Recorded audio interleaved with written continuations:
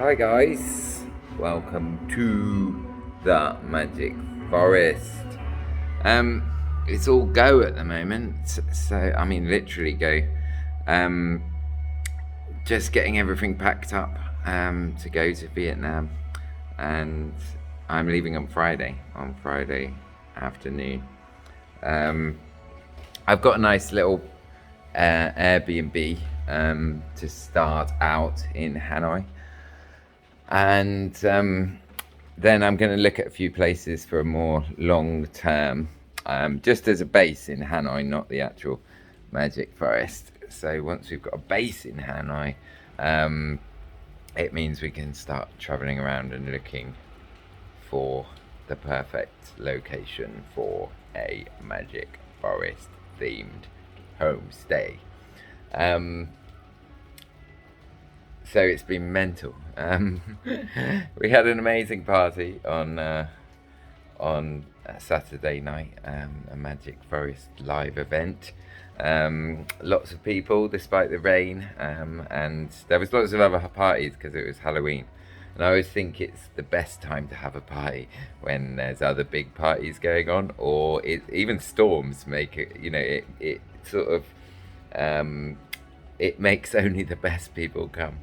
And so it was beautiful people and friends from many areas. My last 3 years in 4 years in Taiwan, 4.5 years in Taiwan, and it's been amazing. And so it was a really nice combination. We had like ferries on show, we had projections and lights on the river, which was beautiful. DJs, and yeah, so it was a great night, and a good send off. So now it's just all go packing up the ferries. I've got a few last jobs to do. Here, looking back to her fabulous self. Oh, I've got to straighten her wings out a little bit because they got damaged on the travelling. But she's back on top of her game. This is the new girl. She hasn't got a name yet, actually, but she's gonna be like a bit of a gold and green theme. Got some gold. So she's gonna go over her lips again. The eyes are real gold leaf. So maybe I might do that on the lips. Give it a go. Gold leaf is a nightmare, and just boxes, pack up my life. One sad thing this week was that George is not able to come to Vietnam at this time of year. So we've got Henry's fine, but because George has a short nose, I hadn't realised. They usually let you fly in the winter months, including November, but because Hanoi's average temperature is higher than 21 degrees, it's 22, he's not able to fly. So he will be staying with Hongwei, who is also waiting for her visa, and he will come in probably January, when the average temperature in Hanoi is below 21 degrees. But I feel very blessed, even though it's a shame I can't just arrive with both dogs. I do feel blessed that there is at least 1 or 2 months a year when George is actually allowed to make the journey to Vietnam, and so it's when it's not possible, then you need to worry. But when it is possible, it's just he'll just have to stay an extra couple of months in Taiwan with Hongwei, and I'm sure he'll be absolutely fine. He had to stay in Korea for 3 months when I came to Taiwan, because the Taiwan quarantine is so strict. It takes 7 months to prepare a dog to move to Taiwan, and he wasn't ready by the time I even knew I had the job. So he had to stay in Korea for a few months. So he's a hardened traveller. It's only, when I was sad, I was like, actually, it's kind of selfish sadness, because George would be absolutely fine. but there is going to be a parting of the fellowship. Um, but it's exciting. It's just everything you do, you get that little bit closer. The Magic Forest itself is growing and becoming something. We've got 700 followers on the old Facebook now, which is exciting. That was today. And so it does get more and more real, but actually going to Vietnam and finding my way and meeting people, and I've got a lot of friends there already, a lot of really good close friends who are both in the business and just good, solid, reliable people. And so I've worked on that of because in Vietnam success is based more around your connections rather than your wealth. It's about how well connected people are. And so I've known that the last time I went to Vietnam was purely to try and make connections.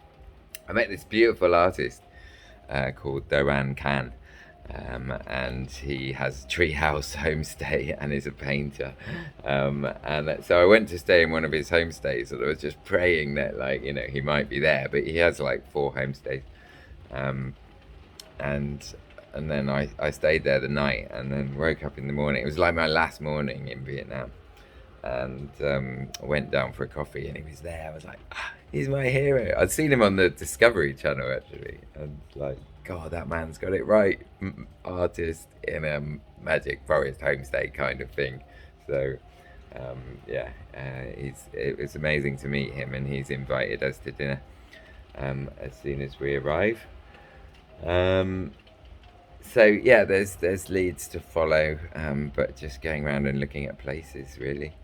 And with the video, with the blog, and with the, people are saying you should do it like this and you should do it like that, and you should edit it. But in a sense, I think it's much more real if it's just me talking to you, like a friend. And the idea originally of doing the vlog is that it's a vlog, right? It's documentation of the journey, and so that is what it's always meant to be,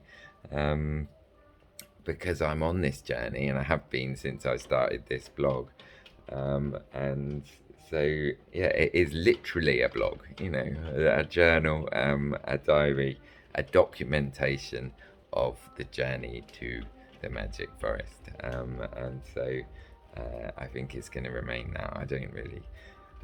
I mean, I can edit things a bit and they look alright, or speed things up a bit, or it looks alright, and make some nice title pages, which Hongwei does, and it looks great.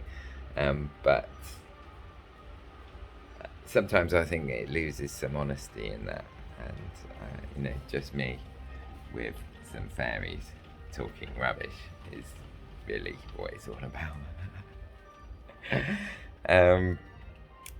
Yeah, so just getting things boxed up, really. I guess, I mean, in some ways, it is traveling with 2 dogs is much more difficult than traveling with 1 dog. So I might even have a spare hand to carry another bag. But then that's it. It's the same when I arrived in Korea. I just had a backpack on my back, mostly full of English tea. Full of Yorkshire tea. This time I have a backpack full of fairies, and a dog. And so yeah, I think often, especially with things like tools and possessions, they just weigh you down literally and subconsciously. Or that idea of possessions is always about responsibility in your mind, and when you get rid of them or give them away, it does feel great, and just to have all your possessions on your person as you walk through the airport, you feel like, this is all I need. I've got everything I need within. And yeah, I think, yeah, I know, with immigration and visas and forms, we got bags full of forms, and just you just hoping now somebody's put the date in the wrong place. The guy from Dog Immigration yesterday we went there, did all the forms. Then he called us back, and we were like, well, lucky we didn't come back home because we'd have had to gone back into the city again. So he called us back to sign another thing. And then he called again and said, "Oh no, we've done it wrong again. You've got like a animal product form, not a live animal form. Can only take Henry dead." But and so then we were like, "Well, we'll come back home now." And so he drove out, and it's quite it's a good hour's drive. He drove from the port to our house to get us to sign the paper just because it was his fault. And he was sweet, he was a really sweet guy. Otherwise, he probably wouldn't have done it, But there is always that kind of anxiety. It has a box being ticked. But as always, I think one of my biggest sayings in life is, do not worry about things that might not happen. Focus on the things that are happening, and deal with the things when they happen. There's no point worrying about things that haven't yet happened. It's the definition of a waste of energy, especially if it might well not happen. Because the future is always 100% uncertain, and so it's not. There's no point worrying about things that might well not happen, because it's just a waste of negative energy. Anyway, I've got lots to do. I've got to. Oh, she's just had a varnish, so once I've kind of things, she'll be good. She needs some gold highlights, gold lips, and I've just done her some nice gold leaf rings. And sold another as well, which was nice. So and it was from a lovely lady who I didn't know. She was a friend of a friend's, and she turned up to see the show and sold another fairy. So I'm well into I've paid the rent selling fairies, and I guess actually sold. Yeah, I think I've sold fairies have actually made money, not just cost money. I don't know if that's true. They tend to cost more money than they make usually, but I think it's about even on this first set. And the lady has this Faya shape. So I've got a lovely resin model there, which needs sanding, painting, glorifying.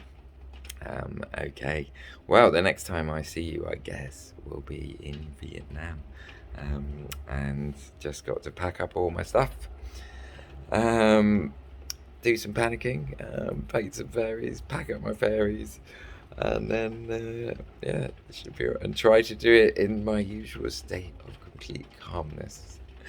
Okay, I love you, and I shall see you in the magic Forest VN. Peace.